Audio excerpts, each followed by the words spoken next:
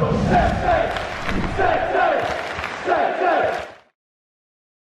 everyone, it's Jack here, TalkNorwichCity, back for another preview video. I hope I find you all well and happy. I'm sure I do. If anything like me, I've been thinking about that Gabriel Sara wonder strike at Millwall for the past few days, and it's been putting a smile on my face, put it that way. It's Sunderland, the opponents for Norwich this weekend. Sunday, midday kickoff. It is at midday, so if you think it's at 1:45, don't listen to yourself. You'll miss the first half, and I'm sure we'll be 3 or 4 up by then. 12 o'clock kickoff this Sunday against a Sunderland side who've done particularly well this season, considering they were, in the League One last season, reintroduced back into the Championship, and I think on the most part have done really well. Lots to get into today.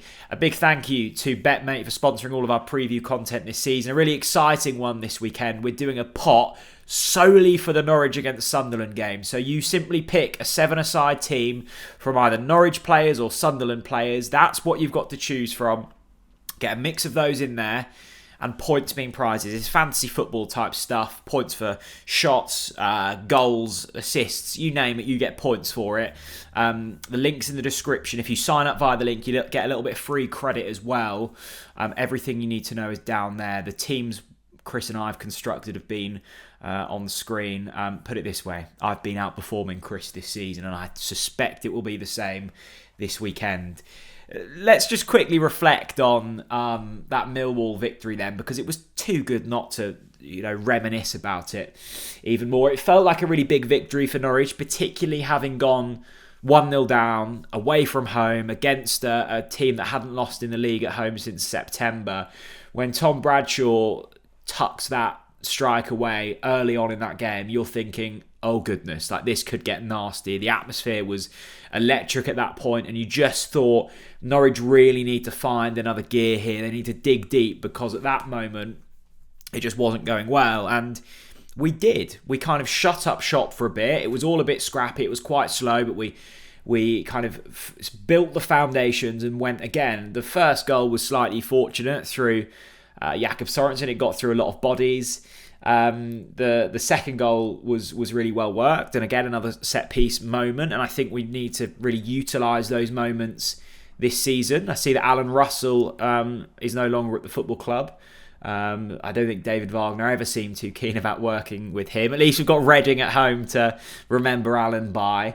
And then the third goal was just a sublime moment from not only Onel Hernandez down the right-hand side, but the strike from Gabriel Sara was something else. And I've delayed this video slightly because I wanted to see the press conference news first. And there'd been rumours that Gabriel Sara hadn't been in the training video and he hadn't been at a sponsor's dinner on Thursday evening. He has been ill this week, but he will be back for this game. So Gabriel Sara's fit. Josh Sargent is also in contention, which raises potential team selection news. Debates, and that's really exciting because it's good to have some really talented players to pick from.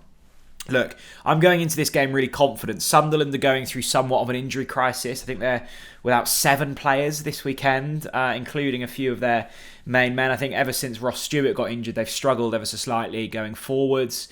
They're having to adapt the way they play. They've lost their last 3. They got absolutely pumped by Stoke last time out, which was somewhat of a surprise. Just 1 win in 5. They've dropped down to 11th in the table. I think if you'd have looked a month ago, you would have said that Sunderland were in with a shout of the playoffs. It feels unlikely now that they'll get in there, but that will still be the aim for Sunderland. If you remember, I think it was also on a Sunday, wasn't it? Or was it an early Saturday kickoff? I know it was an early kickoff. When we travelled up there, they battered us for 90 minutes and we came away with a 1-0 win.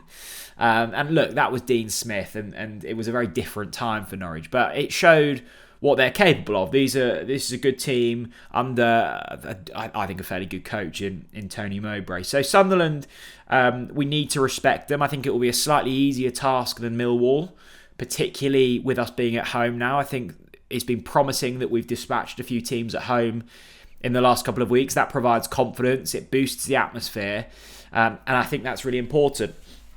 I'm going to be fascinated to see how Wagner lines this team up, because the side that we played against Millwall, I think, worked really nicely. I actually really liked Adam Eder out on the left as almost like a a target, like a wide target man. You know, it was a good outlet to have, pinning it into him. He's physical. He's still got a bit of pace about him. He's good in the air.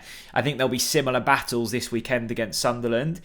Onel Hernandez out on the right was a masterstroke from David Wagner, putting him up against a left back that Wagner actually knew from Huddersfield, I think. So he knew that where his weaknesses were. Onel Hernandez exploited it beautifully. And I just think you need Teemu Pukki in the side if he's fit. Whether you give him a new contract or not is almost irrelevant. In this moment, I think Teemu Pukki remains the best striker at this football club. Now, that raises questions around Josh Sargent, who will be back and he's trained this week. Do you play Sargent instead of Ida?